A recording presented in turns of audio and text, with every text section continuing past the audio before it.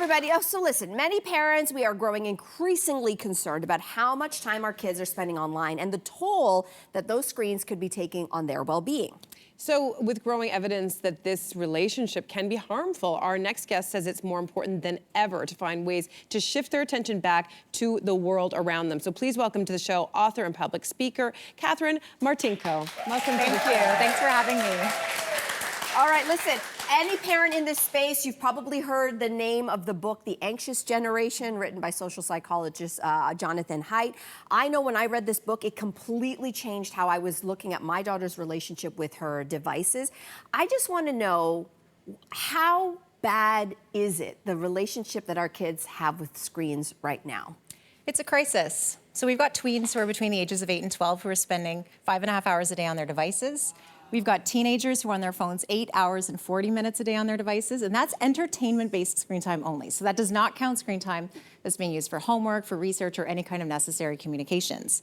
Now, the harms of excessive screen time, they're the direct effects of that. You know, these are the things that we're most familiar with. So increased sedentariness, sleep fragmentation, cyberbullying, exposure to overly mature content. But there's also the opportunity cost, right? Which is everything that these kids are missing out on because they're spending so much time on the devices.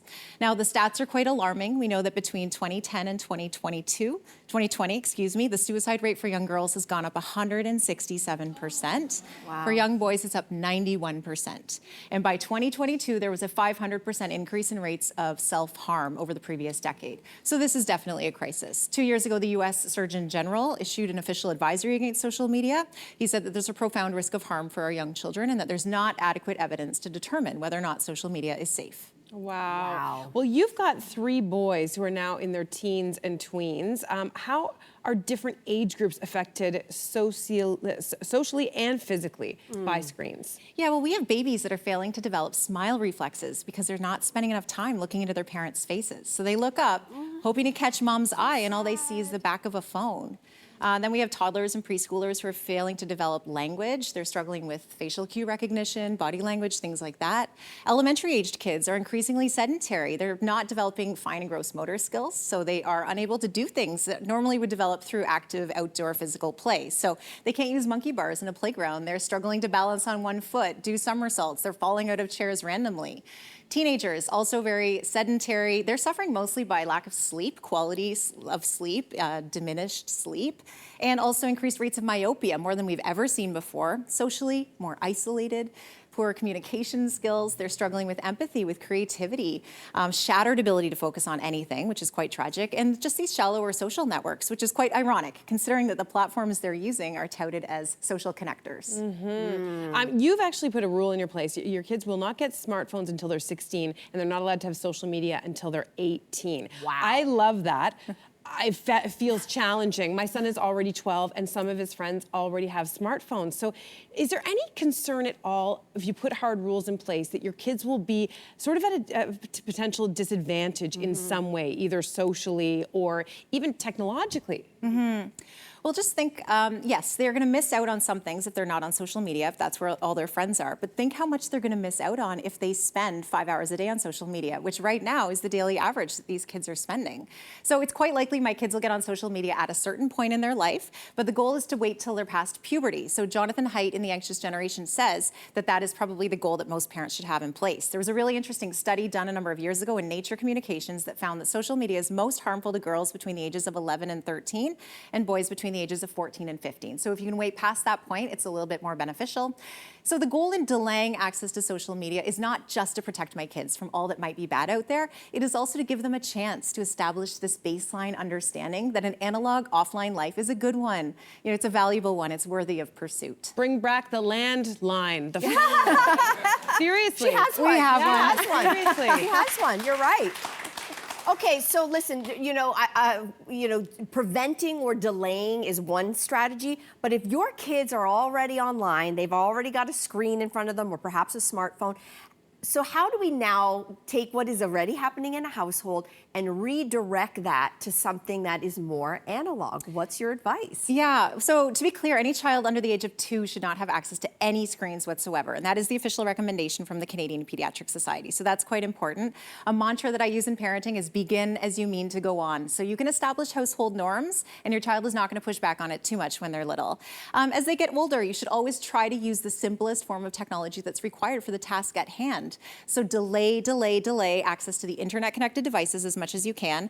Jonathan Haidt says no smartphones before 14. Dr. Jean Twenge says 16 because she says that owning a smartphone should be on par with having a driver's license in terms of the level of maturity required to handle one. Wow. That's So we use interesting. computers as a workaround in our home. My kids can log into iMessage on a desktop computer that sits in a common area. They can have their fair share of group chats, but that's where it stays. It's not living in their pocket, and that just creates a good little amount of friction between the urge to check their messages and the actual ability to do so. And with older kids, just create strict rules in terms of phone-free times and spaces in your home. So don't let them keep the phone in their room ever. That's just a very good ground rule to have. Maybe don't let them take it to school. You know, that'll make their teacher's job a little bit easier. No phones at mealtime, no phones when they're doing homework. And then as parents, we do have a responsibility to create a stimulating environment at home. So make sure there's cool stuff for them to do at home. Craft supplies, books, board games, sporting gear, just things that are gonna make the analog world a little bit more appealing to them. A than the virtual bicycle? one. Yeah. Sure, that scooter. You know? I'm thinking of the parents out there who are stressed out, working multiple jobs. They have these bored kids at home. So what would you say to parents who feel guilty about taking away that kind of escape from their kids? Look, I get it. Parents need a break sometime. I've been there. I've got 3 boys of my own, so our life is pretty chaotic. I would just push back on the notion that screens are actually making your life easier. So parenting without screens is really hard, but I think that parenting with screens is even harder. So when it comes to these devices, yeah, you can opt for better quality screen time over, there's better quality screen time, such as a movie. So a movie is a long narrative arc with a defined ending. It has moral character development that's happening, and you can watch it on a large screen in a living room with your friends or your siblings around you, so it becomes more of a social event. If you are watching, so bad screen time would be something that's shorter, rapid fire videos, fragmented video time on a short, small handheld screen held close to your face, often in isolation. So try to find offline variations if you can. Send your kid outside, turn on some music, invite a friend over for them to play. But if you do have to choose a screen, I would go for the movie over the short videos. Yeah. Anytime. Okay, last question. This seems like an all hands on deck situation, right? Where you called it a crisis at the top. What are the kind of conversations we have to be having to start to shift the narrative to kind of save our kids from these screens? Yeah, action is required on all kinds of different levels. We definitely need the high-level legislative change with our governments. So we need a higher age of internet adulthood, not 13 as it's been since 1998, preferably something like 16. We need digital age gating to protect our children from the overly mature content that we restrict for them in the real world. We do need to hold tech companies accountable for these highly addictive things that they're offering to the world. They could easily redesign it and make it easier for us to manage.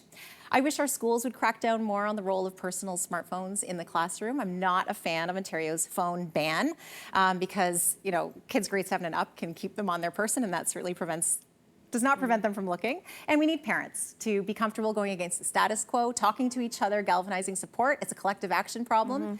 And together we will certainly get to where we need to be.